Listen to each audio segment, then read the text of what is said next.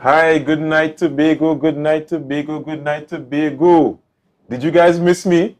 Yes, I am back. This is Edison Thomas, and this is For the Hour. We're live on Tobago Updates once again, coming to you live from Tobago Updates studio.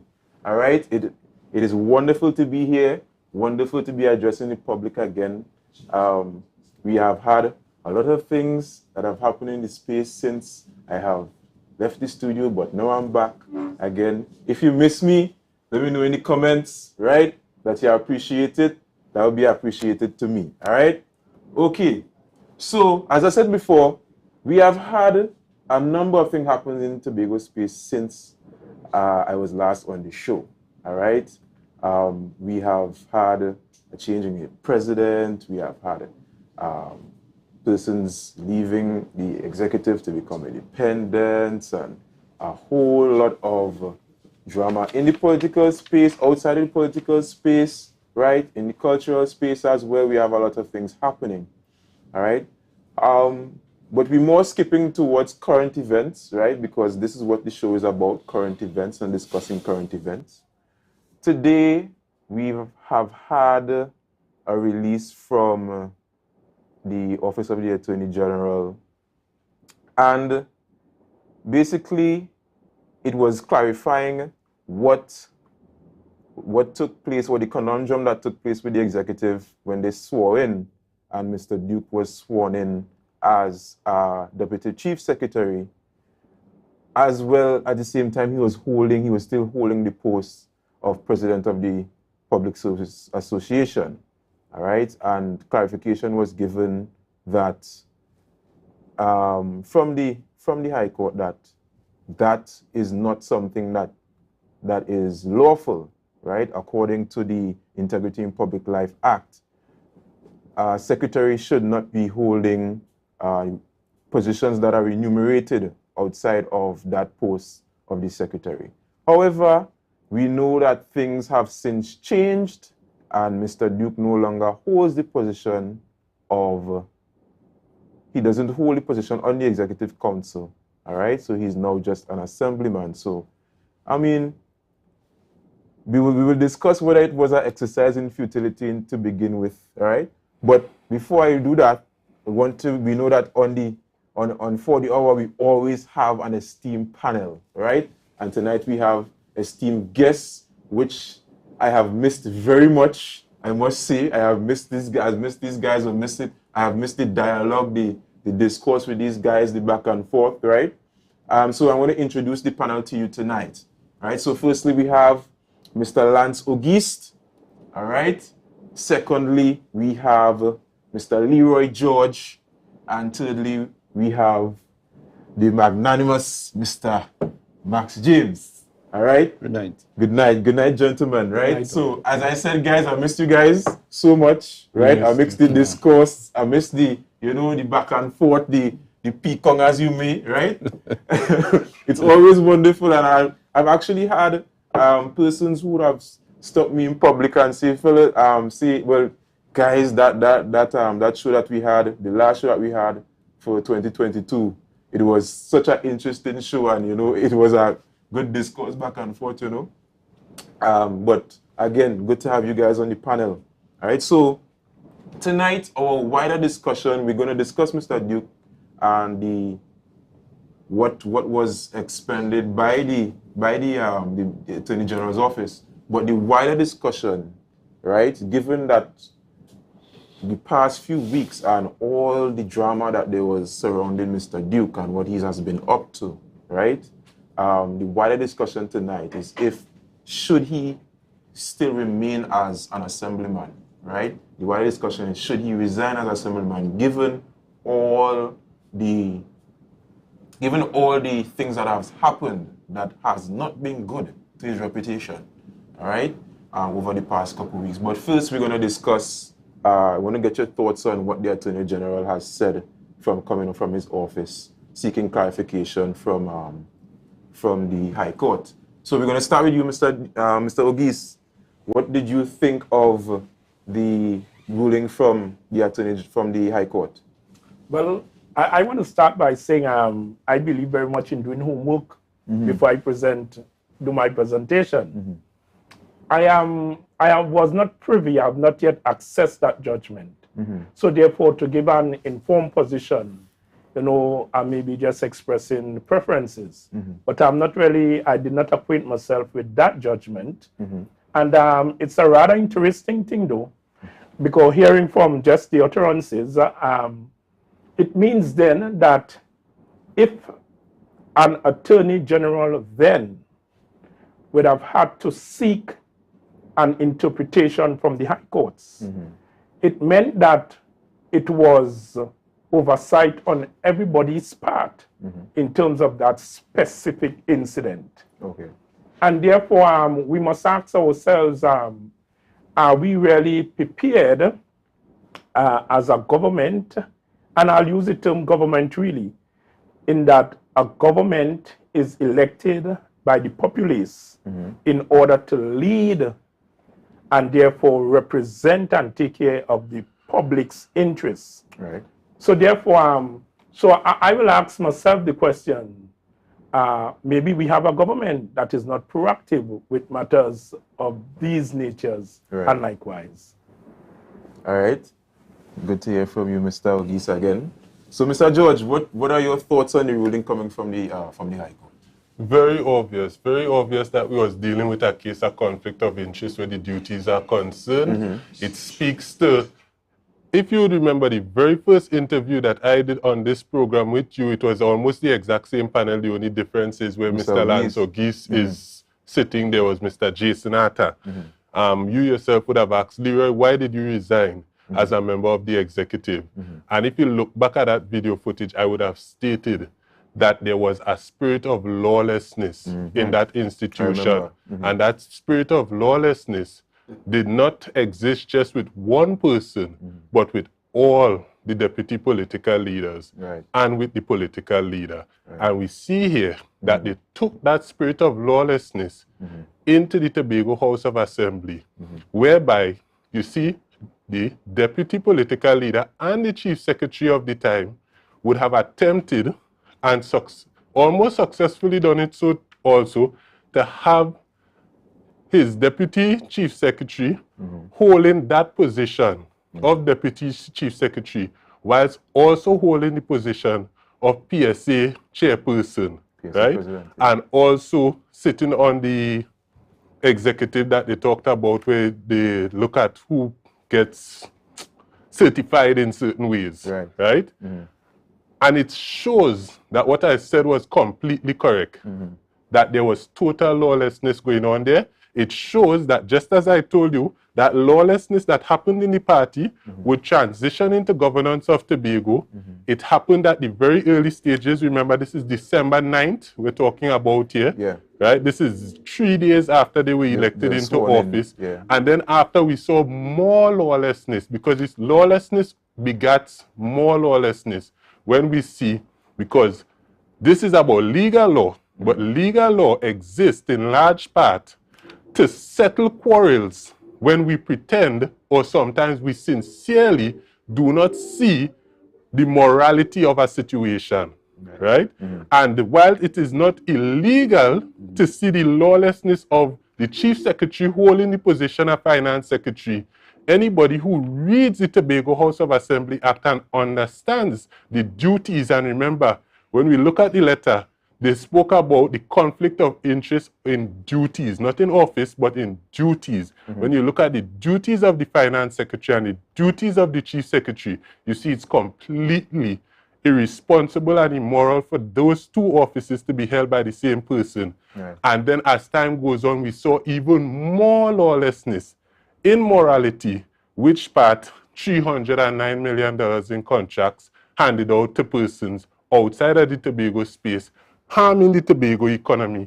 And then we see more lawlessness. And why are we seeing more lawlessness? Because we keep turning a blind eye to the lawlessness, which part, while persons would have been elected on a ballot that showed the acronym PDP, that had a specific mandate on it, those persons would have separated themselves, divorced themselves from the political party, and in so doing, divorce themselves from the persons who are members of that political party that they would have had to answer to where their behavior is concerned. And they went on and just lived that life of not even attempting to stick to the mandate. And I think at this point, we finally have a legal piece of paperwork that says that this lawlessness needs to come to an end. Totally. Thank you so much, Mr. George. Always trying to give a comprehensive, answer, right? Right. So, Mr. James, what do you think about the ruling? Your thoughts, immediate thoughts. Well, I think it's a good thing. And I really do appreciate the ruling because it gives the country, and particularly us in Tobago here, to understand the issues of being elected, being full-time elected, and holding other positions within the politics and administration generally. Now, we know Mr. Duke is somebody that likes to push the envelope.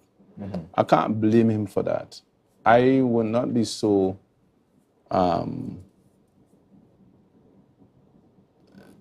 difficult as my colleague here. I don't think it's a question of lawlessness. People take actions. Remember, at one time, as one of my brothers would say, slavery was a law, right? Yeah. And you were required to be a slave and not misbehave yourself. Yeah.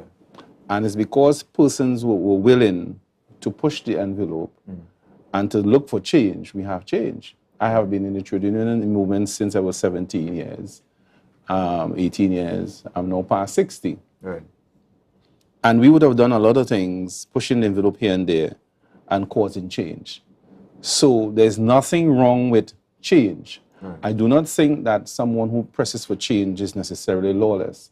And sometimes even being lawless is a good thing once you don't commit a crime. Or I won't say lawless. If I don't agitate for change or take certain kinds of social actions, right, which other people might deem to be lawless. I won't use that term. Perhaps caution my colleague not to use those terms, but it's up to him. All right. Then the whole question arose as to the conflict of interest between the present chief secretary. Again, if Mr. Joy has done his history on the politics in Trinidad and Tobago, he would have seen that prime ministers have been ministers of finance. Yeah. Apparently, he doesn't have that piece of knowledge. My former boss, Hojo Charles, was the chief secretary and secretary for finance. The law caters for that. So I would advise Mr. George to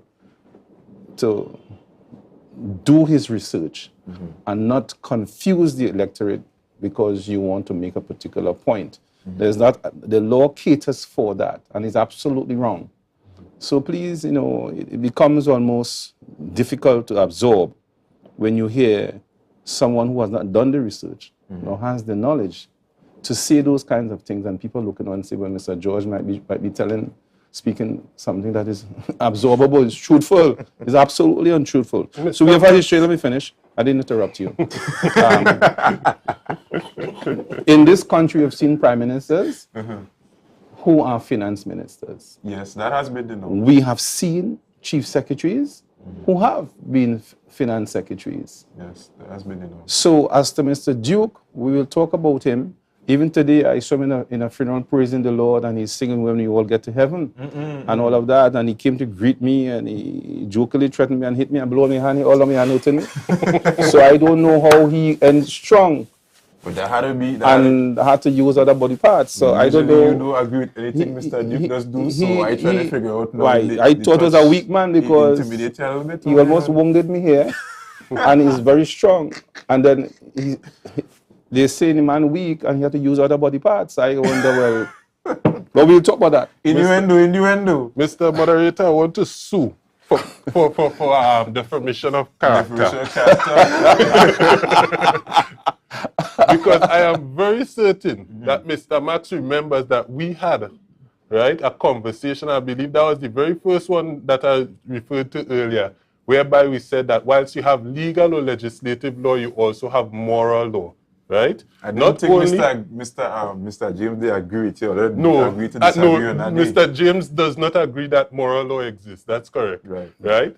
I didn't say I that not at all. only, and on the topic of what was not said, there's common law, okay, and I statute did not law. disturb, Mr. Moderator, All right. we might need a pet No, detective. but you had to stop misquoting me. No, Right, no, so because look at when that. you misquoted me, Go ahead, Mr. right, George. You when I finish was your thing and misquoted, then I did not have a problem with that. Right. Anybody looking at this program, right, all you have to do is see at the bottom of the screen, just wheel back about 5 minutes, and you would see that I stated clearly that there is nothing illegal about the Chief Secretary holding the position of Finance Secretary, right? When I speak of lawlessness, I'm speaking of moral lawlessness. Not only am I aware of those cases that you gave, I'm also aware that other persons, I think Mr. Orville London himself also held the position of Chief Secretary and Chief Secretary and Finance Secretary at the same time. In all of those cases, also Mr. Manning also, in all of those cases, we saw a conflict of interest. Right? You must state the conflict of interest. In all of those cases, we saw Yeah. moral law You can't go on being like that. You're the disobeyed moderator. in that case. That's not the topic we are tonight. Yeah. But yes. And so But that's the I topic. don't want to have to sue him for defamation of character. Well, everybody on this table, So we had to clarify that as soon You as must state he this went conflict off. of interest. Just don't talk that in the public. Well, yes. It's bothersome. And it's important to remember that people could rewind and hear what was said before Mr. Max. Because one part of lawlessness, moral lawlessness, is telling lies. Moderator. But sorry, before I think, what I wanted to ask, right? Because the integrity in public life, when you read the act, to me, it's clear. If you're a secretary, you can't hold with a salaried position outside. Do you think that it was, I mean, you could answer the question, you could continue what he was going to say, but you could also answer the question. Do you think that it was an exercise in futility? Now, let me say this. Well, Mr. George mentioned moral law. If we're discussing moral law, it means the root word is morality. Morality, yes. And what are the factors that determine morality or morals, right and wrong? Yes. Belief systems, customs, Mores. or orientation. Yes. You know? So therefore, who decides on moral law? And in any given space, for example, the executive or the parliament, and who determines the moral law for that space? So therefore, to say that the lawlessness was or exists within the executive, I cannot share that view.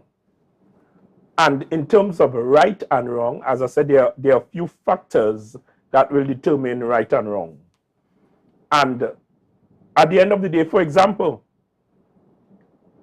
are you going to say, how are you going to do the assessment for the religion of Islam, that nation of Islam, who considers that you are able to have more than one wife, against Christianity, who say one wife per husband? So are we going to say that the Islamic faith is immoral? And they often say politics have a morality of its own.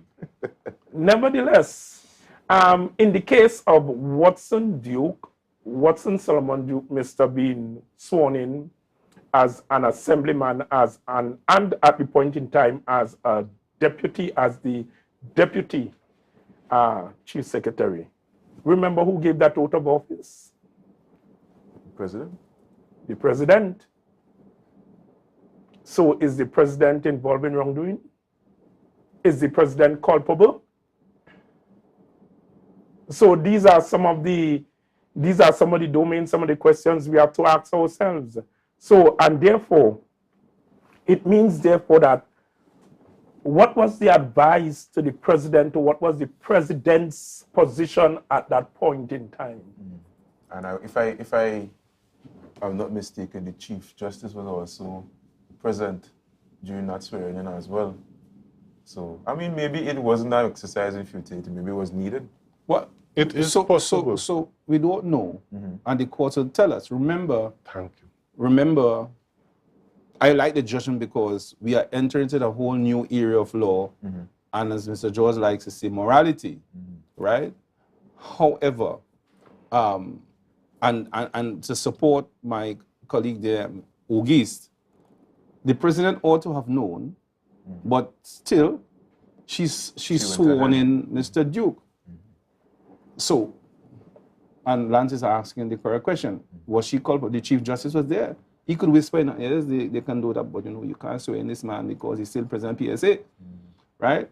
What the law says, you can't hold any full-time job, and I think the Attorney General at the time, Alwari, Faris Alwari, I think he was a bit premature, and he was being mischievous, and he was trying to upend the assembly at the time. So he said, listen, I have an opportunity, I'll cause confusion, and let's see how they're going to respond to their first legal challenge, right?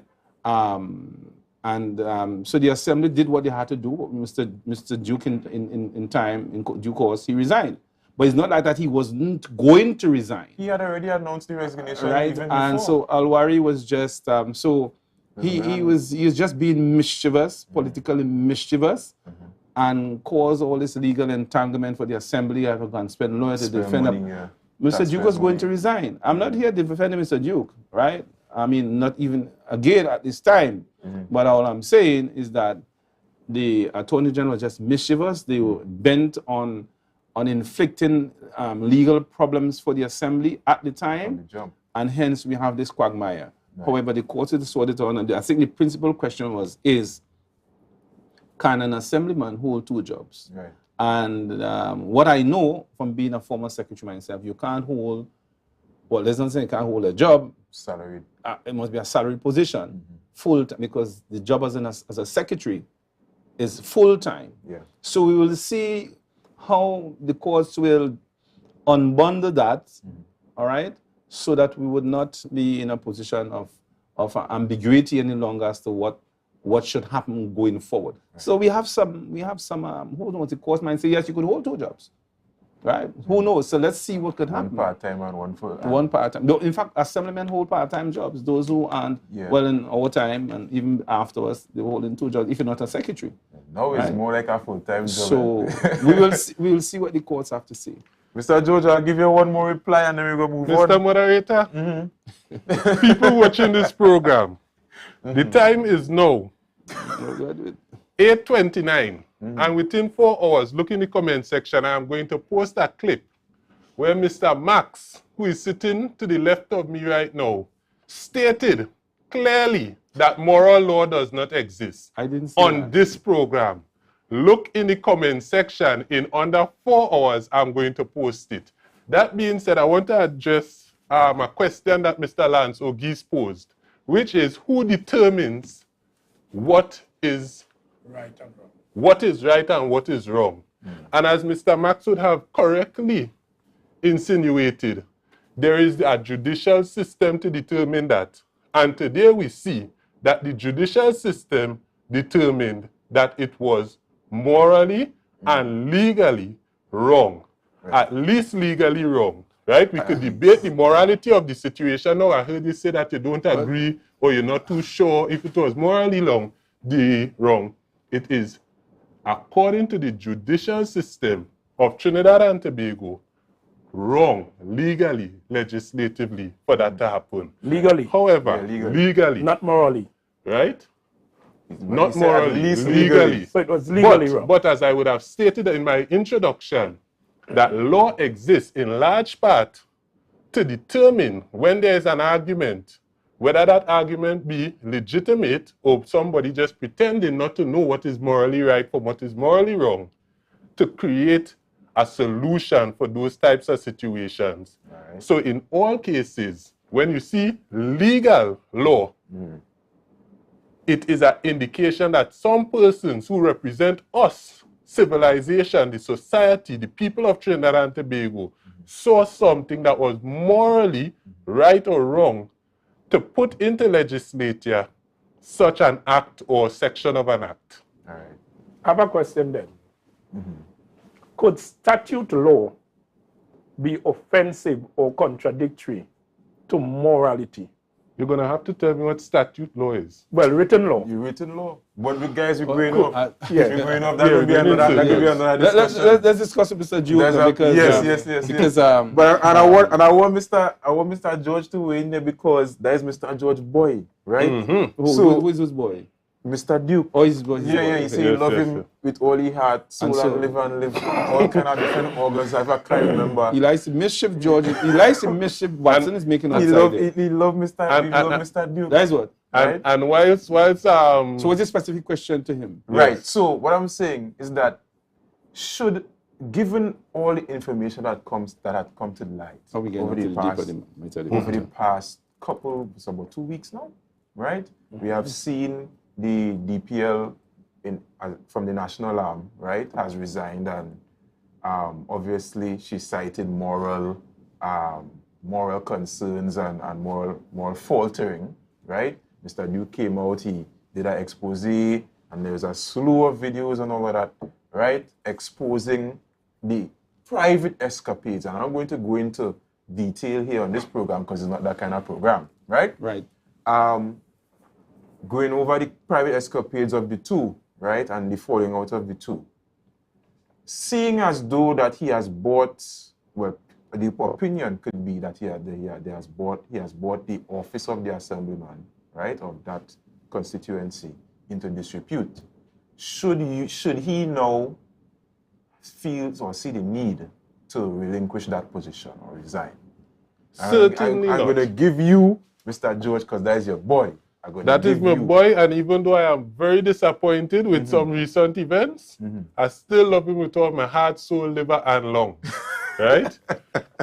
As it pertains to Mr. Watson Solomon Duke resigning as assemblyman, no, and no, it should not happen. And let me state why it should not happen. Right.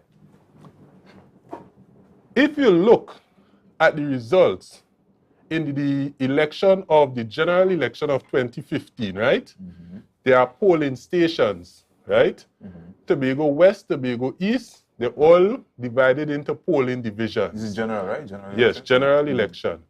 And if you look at the polling divisions that then formed Roxborough de la Ford, today we say Roxborough Argyle, you would see that the independent candidate that was Watson Solomon Duke would have won Roxborough de la Ford had that been a THA election. Okay. Do you know what that says? It says that of the 15 assemblymen that exist today, right, only one can claim that he or she has the ability to be elected into office for any electoral district in the Tobago House of Assembly as an individual and not as a part Party. of a party, right? That's the first problem. That problem is made more exemplified when you consider the fact that there are 13 persons who hold office today. And when you look at section 92 of the standing orders, you could see that there is not clarity that they hold that office with 100% legitimacy. Because as I would have stated, whilst those persons cannot, like Watson Solomon Duke, none of those persons, right, could say that I could have held this position without the assistance of a party. They do hold it right now. So if he resigns, is it not so that those 13 should resign? And lastly, and most importantly, he is the assemblyman for Roxborough Argyle. Are you a member of Roxborough Argyle? Am I a member of Roxborough Argyle? Is Mr. Lance O'Geese? I do not know. Is Mr. Max James? This is not a conversation for the people that are at this table right now. This is a conversation that belongs morally and legally to the people of constituents. Roxborough Argyle. Well, to me, right? To me, he's he's the constituents. He's the assemblyman for Roxborough Argyle. Yes, he was elected through Roxborough Argyle, but also he's a public official. All right? Public did not elect him. Roxborough Argyle elected him. Right? But go ahead, Mr. James, you might have something to add. Do you think that he should give up that position? It's Somebody else difficult. a chance? Perhaps in the bottom line, I think he should. Notwithstanding the fact that he would have held, mobilized a certain amount of votes, whether 215 to now. We all know that. He's glib. People wanted a change, so they voted him. But I think that the word that Mr. George likes is to speak about morality. So let's talk about morality. Now, the larger question is whether there are standards or a code of conduct by which members should be conditioned, right? I think that's the larger question. There is no law that says, or rule or regulation says, that if you are caught on video doing certain kinds of things, and little children are seeing that, and so forth, and actions which we clearly, not even arguably, which clearly brings, as you making the point, you're a public official, that brings your position into public disrepute, then you should resign. So there isn't a code of conduct. Right. But we could say there's a moral code of conduct, which if you, as the courts will do, and in the establishment of a jury, they say 10 reasonable persons or 8 reasonable persons is enough to give, to positions the court to accept some, to institute or inflict some kind of punishment on the accused. Right. So if you go up to Roxborough or anywhere in Tobago, I'm sure you will find almost a man that says, we didn't like what happened. No. And therefore, most likely, 10 reasonable people, you'll find 10 reasonable persons say, listen, he's really elected, but we don't really, I think he shouldn't stay in office. We don't think he should stay in office. You'll find out. We could take a poll, you know. Yeah. But there's no law that says he should. The law says that he's assemblyman until 4 years, except certain things happen and he commits a crime, punishable up to a year in jail and so forth, and those kinds of things. But I think he himself, and any decent thinking person, will say, listen, I have done all these kinds of things. He himself, self-inflicted wounds. Nobody asked him to do them kind of things, to publish all those kind of dastardly things I have seen. And little children have seen. What example has Mr. Duke set in the public? How can he justify his behavior? I haven't heard him say he's sorry. I saw him in church. He's my relative. I saw him in church praising the Lord. And he says, when I get to heaven, right? And I don't know if he'll get to heaven having committed adultery based on the public utterances that he has himself shown, right? So that, I don't know, the message is clear. As a Christian myself, I cannot insult my wife that way. I can't show that behavior in the public. To me, it is against the demands of public office. And I think, notwithstanding that there is no regulation, rule, or law, or code of conduct for assemblymen, I think the proper thing is to say, listen, resign. And let's have a fresh face. Let's have some order in the country. Let's have, Tobagoans are known for that kind of thing, except in private. But anybody could do what they want in private and so forth. But I think when you yourself have gone out there and publicly exposed those dastardly activities, I think the proper thing morally is for Mr. Duke to resign. All right, we're going to pass it over to Mr. Gis. Because before we go to Mr. Gis, we want to put it out to the viewers online, right? In the comments, we just want to get your views. What do you think should happen in this situation, right? And we're going to read them out online. We're going to read them out live for you, right? So, Mr. Gis, your thoughts? I want to respond in this way. I do not agree with Mr. George for the reasons that he has identified, that it should restrict Mr. Duke from resigning. I do not agree with Mr. George that because he has captured the most votes in 2016 or 15, that it should be the determining factor to hinder his resignation. Nevertheless, my position is, in the absence of very clear communicated systems, very clearly established systems and structure, it will be difficult in order to execute there is nothing in order to demand or to implement or to execute his exit from office. Let me draw an instance. A police officer has the authority. He has the right.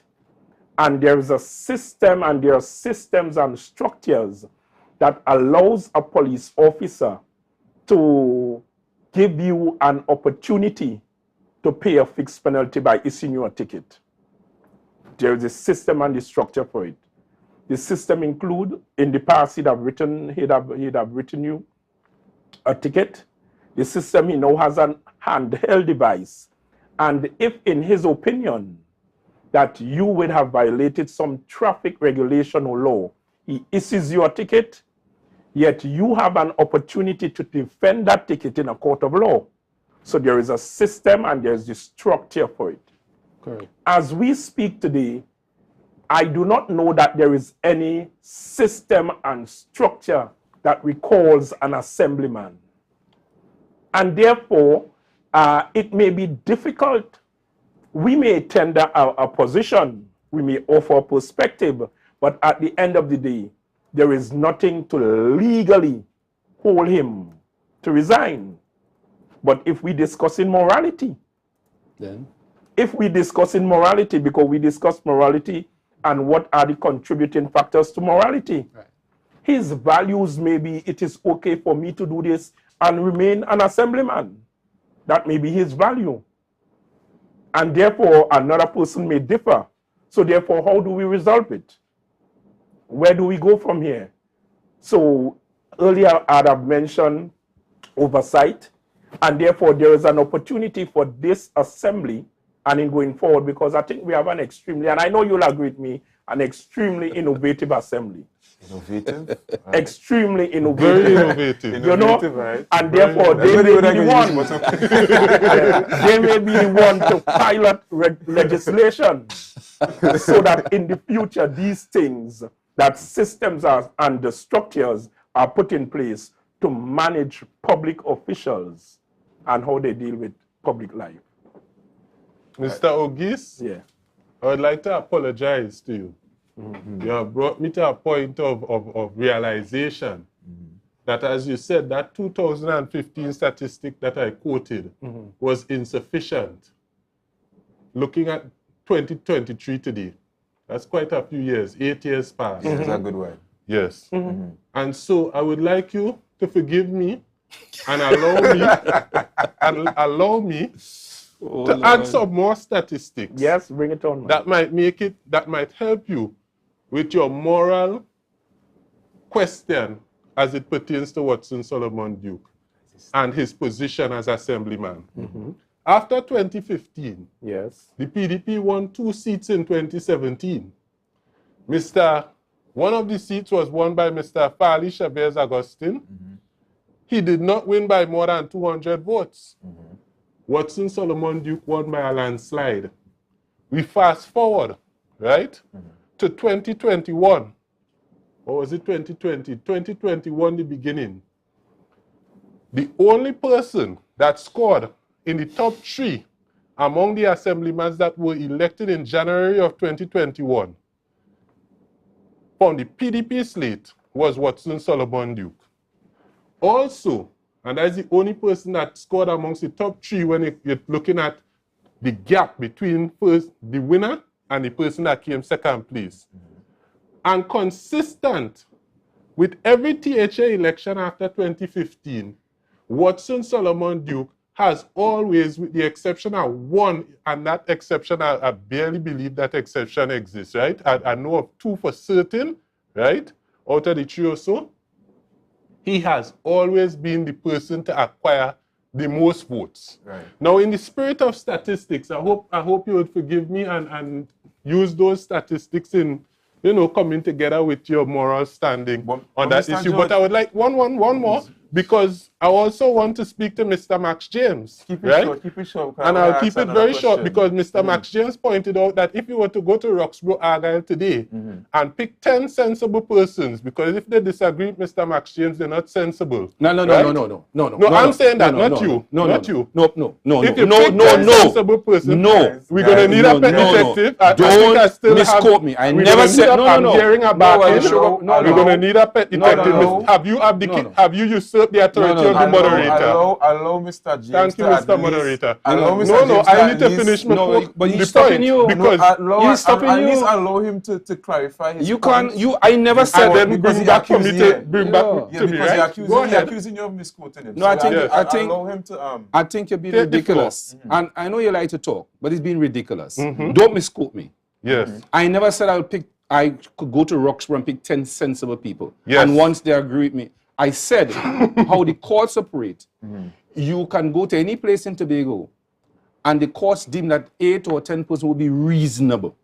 I never use the word sensible. Sensible, okay. Please, listen Right. to me carefully. All right? So when you come on the show, don't misquote me. Nice. Well, The time is 8:47. The time is 8:47.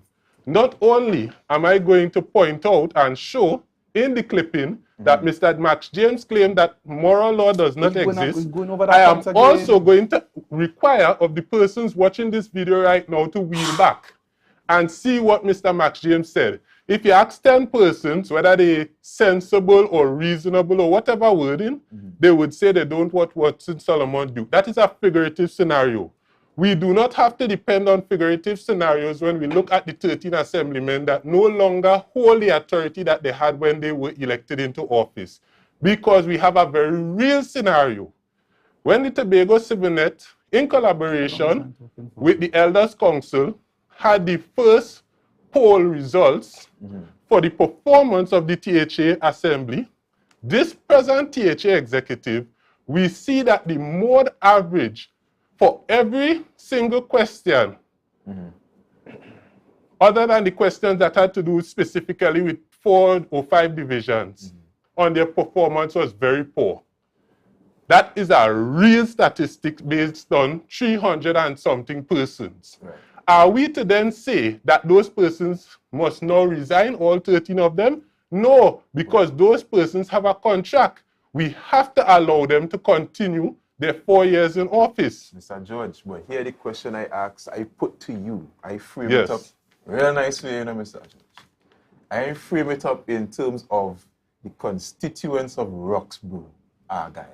They voted for him. Yes, they voted for him. They put him there. I don't know if currently today they have confidence in him or not. I can't. Only they could speak to that. And you're quite right, right? I am speaking to the point of which we speak of the term morality a lot tonight on this panel, right? Given the escapades that Mr. Duke has put out into public light by himself, there was no investigation that was done. He put it out there himself, and then it was confirmed by the other lady, right? Should he then now, based on the reputation that you bring to public office, because public office is something that is respectable and is held in high regard by citizens, Correct. right? Should he, not based on polling data, not based on the electorate and what they want, Based on morality. based on the morality, That's the question. should he consider giving up the post to somebody else? Because we can't get him out. Bring somebody else. I would like We to can't get him out. opportunity As to much as we answer. talking here today, Mr. Roberts, we can't get him out. Yeah. His constituents can't get him out. Yeah. It's only legal, and he could remove himself, Yeah. right? That's the only other way. But based on that, right, should he consider stepping down from the post? Right. So he spoke already. So the question is, No, you cannot usurp the authority of the moderator. Stop right now. Because He posted to me, not you. You answered my question, Mr. Ogis answered my Do question. not usurp the authority But of the he- moderator, Mr. Max Mr. James. George is jumping around. you need to Yes. you need to be quiet sometimes, you know. Mr. George, I mean, because he's a boy, right? Yes, So he's that's a jumping lot. around the question a lot We're not having that and tonight. giving me other standpoints. But Yes. I want to Let us get to the point, the with this morality of the standpoint, morality. situation. Give me up your Watson Solomon Duke is dead wrong when it comes to morality in this particular situation. Okay. He is wrong for a couple of reasons, Right. right? I have no problem with a man and a woman having an open relationship, right? Every creed and race find an equal place. Not every creed would ascribe to monogamy, right? But you can't do that and call yourself a Christian and expect persons to say you are in good moral standing. He is dead wrong, right? And when it comes to his moral wrongness, there's a price tag on it. You know what the price tag is to the taxpayer? $0.00. When we see other acts of moral wrongness taking place, which part the entire development budget, the equivalent of, was given away to contractors in and around Penal, that has a price tag also. That is $309 million. If Watson Solomon Duke has to resign based on his $0.00 cost of immorality, right, to the taxpayer, can it not be said 309 million times more so for the 13 assemblymen who in the last motion, when they called a motion of no confidence against the Secretary for Infrastructure, stood up and said, we are not going to support this motion, not on morality, because there is no debate where morality is concerned. You cannot damage the Tobago economy like that, right? That was damaging to us, but entirely on legality. Okay. That is my stance on that matter. All right. Mr. James, anything to add? You see sophistry, see false reasoning. I'm difficult, I can't identify with it. There's this freedom to walk is not freedom to trespass. Freedom to speak is not freedom to libel or defame, and that general principle. So the fact that he has freedom to function as an assemblyman, you can't knit the fact that the most people ever voted for him in Tobago so that we can say you can't remove him or you shouldn't remove him. We know that. But there's no moral code established, there's no legal code established for the removal of an officer, of a member of the House, except for those criminal activities and so forth. We are talking about just plain decency, human decency. That's the question. Should somebody resign after being exposed to the public in such a way? I had to actually ban my daughters from watching that. I had to advise my sons never to abuse a woman like that. And you have a top, was very senior public official in this country showing off in the public, posting what he has done, and showing off what we in Tobago must take a stand against it. There's no law that says, oh, you can remove him tomorrow. Of course, the assemblymen in the current assembly can move a motion saying we condemn those things. They can do that and see what happens. So a motion can be developed against Watson Duke saying we, the members, condemn that kind of behavior. And then we'll see what comes up. We'll see who speaks what and who doesn't speak what. So it might be useful to do that so that we'll see whether the public has any kind of repugnance against that kind of thing. We'll certainly see that. Yeah. So the question that people have to take personal responsibility. And I believe, I mean, he's a very obdurate kind of a guy. But I believe that if enough pressure is brought to bear on that character that is poisoning the airwaves, poisoning the morals in this country, particularly here in Tobago, we are not accustomed to that kind of public behavior. You talk about somebody selling adultery, selling that kind of a worthlessness to our children. Should he remain in office? That's the question. And I don't think any Tobagoan will say, Mr. Duke, leave him there, except one person here tonight is saying leave him. So that it's both of one feather, both of one feather flock together. It means if he has done the same thing, I suspect he might cuff me down tonight, but I suspect the way how he has defended Mr. Duke tonight, he might do the same kind of thing. Because he's defending that dirty behavior. If you do what the man to impute things on you. No, not imputing. I'm saying logically speaking, leaning off from what he has said, it doesn't seem to that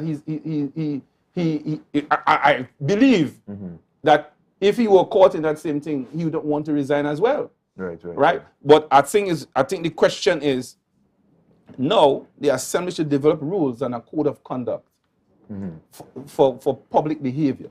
Right. If you're caught with a man, you're caught with a woman, you're caught stealing, you're caught doing those kinds of dastardly kind of things, in my opinion, should you remain in office, the public must have a say as to the kinds of value system assemblymen must hold. Stealing public money, you understand? I was in assembly, I never stole a cent, right? And stealing from the public purse. Public officials get away with those things. So I believe now it's time in this country for a code of conduct to be developed. We must say what our standards are, what kind of a culture, political culture we will encourage and harbor. I think it's time now for even Mr. Augustine, as a Christian guy, to cause his team to develop a code of conduct. And they're gonna swear to that. They'll introduce it in the public, let the public have the say in it. But certainly, those kinds of behaviors that we see going on should not be supported in Tobago in particular. I don't want my daughter to believe that is okay. I don't want to believe any of my 4 sons to believe that behavior is okay. Right. Where a man uses his toe on a woman. You understand what I'm saying? Right. I really can't. I don't want my daughter to believe that she should allow a man to use his big toe on her. You understand what I'm saying? It was not going into details, Mr. But that's what it is. James, but that's what it is. Whether we accept those things or not as a society, it's out there. And the question is whether, what do we stand for? Should we allow those things, or should we legislate against them or put rules and regulations against that kind of behavior? All right. So either the young girls want that and like it, or we have to tell them no. Right. That is not acceptable. Or the young boys will see some people, because, I mean, last point, I have asked fellas, I haven't heard a man say yes. Even if she becomes a born-again Christian and she's a deaconess in a church, whether you will marry that. Fellas say no, because I got to remember the toe. You can't marry a woman like that. I don't want my daughters or young women to believe that that is the okay. Show needs to go on. Or a man feel as a particular thing that is okay. It is not okay. All right, Mr. James, let me take it to Facebook and get some of the comments that are coming from here. Right? So there is nothing bad on me there. I ain't giving them bad. Right? Not bad on me neither, please. I'll straight up. J. Mitchell says Mr. Duke is messy, right? Mr. Wayne Clark says not the Assemblyman Wayne Clark. Mr. Duke was put there by the people of Roxborough Argyle, so any removal should be left up to them. So I guess he's agreeing with Mr. Judge with that sentiment, right? Somebody said, Leroy said, don't talk anything bad about him, so I'm not going to do that. Right? Mitchell says, once again, no one should bring no motion against Mr. Duke. The man said it's his party. If they only bring a motion, it's get out the party. So I guess that's what he did. It's not a party issue though. Yeah. Shelley-Ann Byron said, well, this one is addressed to me. Mr. Moderator, did you listen to the Prime Minister utterances a few days ago? Should he also resign? Yes. Or is there a big sin or a little sin? Well, you're asking my opinion, right? As Mr. James said, I think in general, right, the behavior of our politicians or persons in public life, the standard needs to raise across the board. What we, as the people, allow them to go and say and do in public life, we should not be tolerating it at all. And I have many times aired my displeasure about the way how Mr. Rowley speaks on a public platform, especially when he speaks in and addressing the country, right? I have many times said I'm not satisfied with it. So I would not go as far as to say he should resign because of that, but the general behavior of politicians in public and persons in public life, it needs to be raised across the board, right? From Mr. Duke go right up to the Prime Minister, all right? Yes. So somebody, Mr. Clark says, I wonder if James has any evidence that Mr. Duke posts anything. Do you have evidence that he posts anything? As in the videos that you saw with referencing the toe and everything. Did you have any evidence that he posted? I didn't say he specifically posted anything, sir. All I'm saying, you're seeing videos where he is inside of those videos.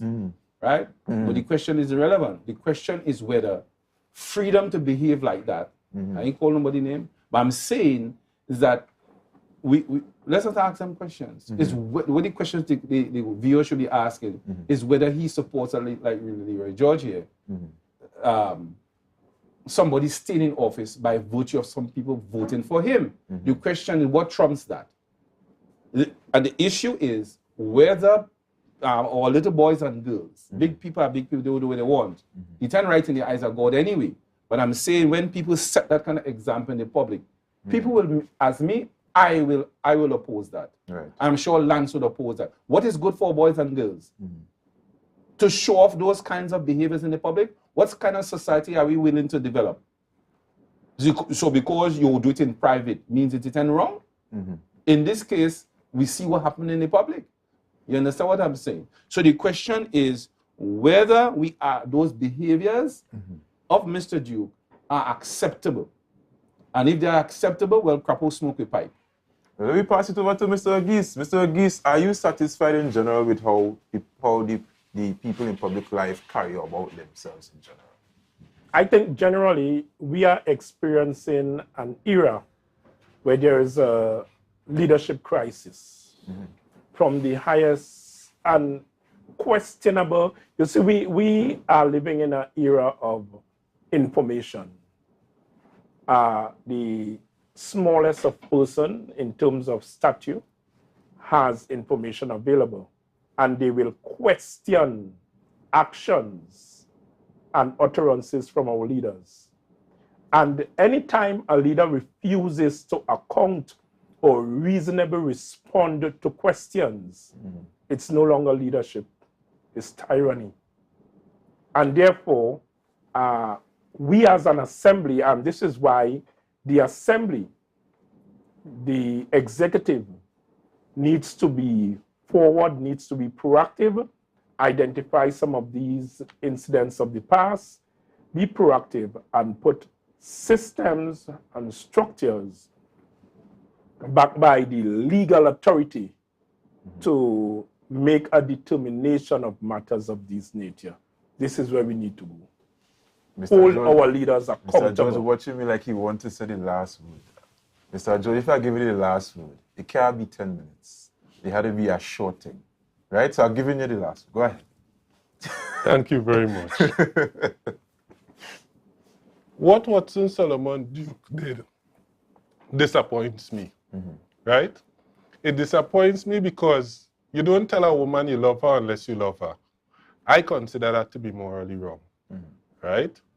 It disappoints me because that particular life that he did, it showed that not only did he not think much about himself, where his own preservation of character is concerned, but also for those persons in Roxborough Argyle that supported him, for those persons outside of Roxborough Argyle who would come on television and say, I love him with all my heart, soul, liver, and lungs. He did not think about them either. Right. And that is my opinion as to why he is morally wrong. But I would not try to force my moral convictions on anyone, including Watson Solomon Duke. You know why?